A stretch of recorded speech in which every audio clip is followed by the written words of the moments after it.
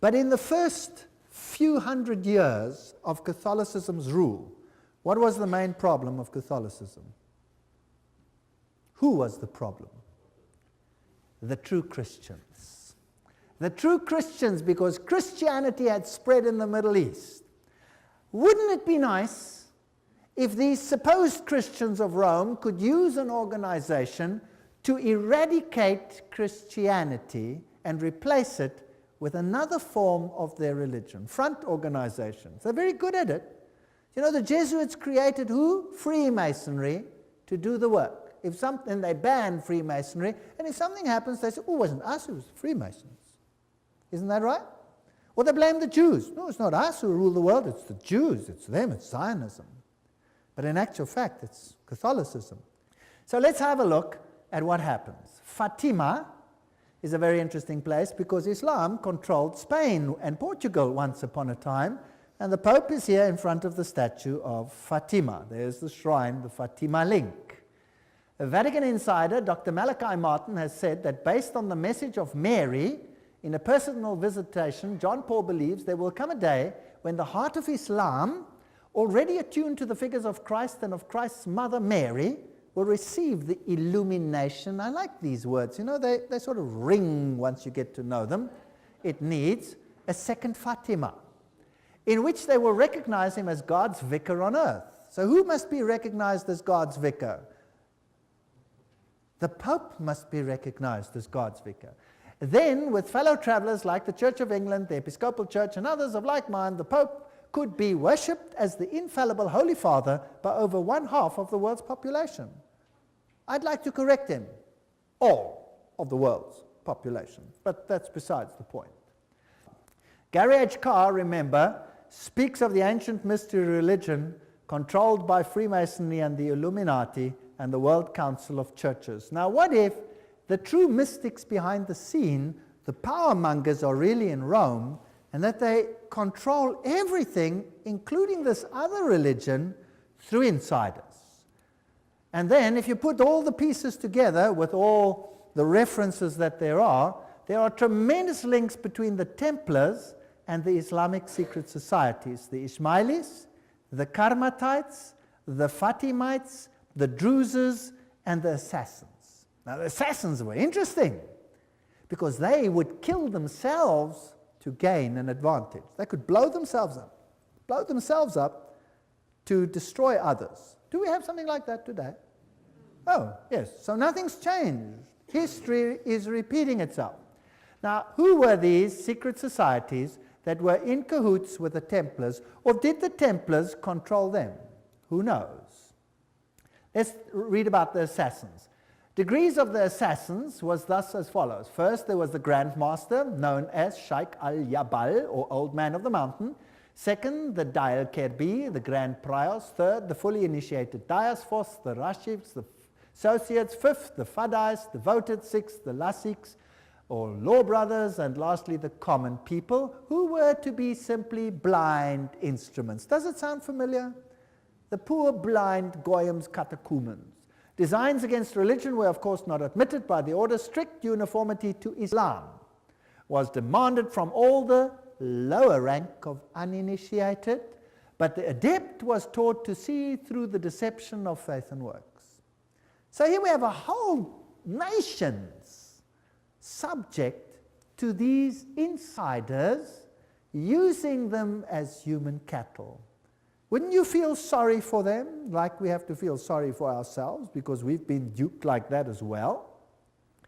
Thus, by the law of paradise, the assassins enlisted instruments for their criminal work and established a system of organized murder on the basis of religious fervor. Nothing is true and all is allowed was the ground of their secret doctrine. The Jesuits have the same doctrine today, which, however, being imparted but to a few and concealed under the veil of the utmost austere religionism and piety, restrained the mind under the yoke of blind obedience.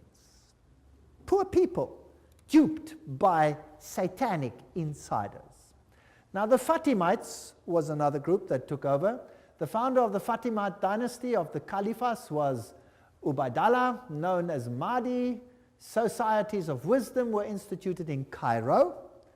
Dar-ul-Qimat, or the House of Knowledge, by the 6th Khalifa Hakim, who was raised to a deity after his death and is worshipped to this day by the Druzes.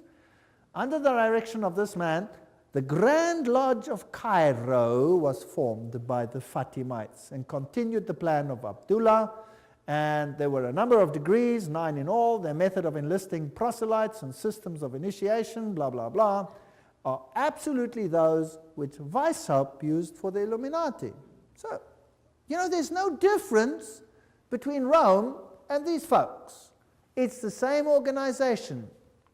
Is it possible that they've used thesis and antithesis for thousands of years, if you like, to rub up the remnants of Christianity and opposition? And later, when the Orthodox Church split, what did they do? They created an empire called the Ottoman Empire, which went in and slaughtered the Serbs, who were Orthodox, and slaughtered the Romanians, who were Orthodox. They raped the women. They threw the children in the air. They caught them on the ends of their bayonets. They decimated whole Orthodox areas. Incredible. And what escaped to the north into Russia, it didn't escape the sword of communism, Lenin and his murderous band. There has been a religious war since Christ died. And who is being rubbed up? The souls of men. Well, Arthur Edward Waite says Babel represented a Masonic enterprise. Now, what does this mean? Now, let's get a little bit deeper into the story. We've seen that before as well, the Tower of Babel. Now, that's what the Tower of Babel looked like, supposedly.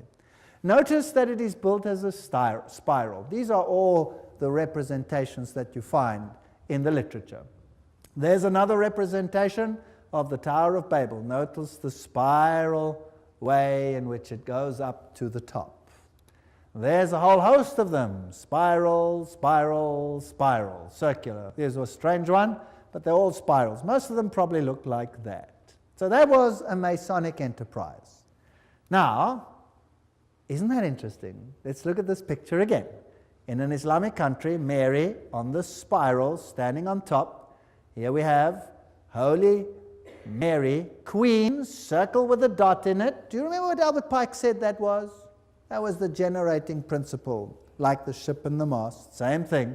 They use that symbol for Mary. Oh, here's another place. Can you see that over there?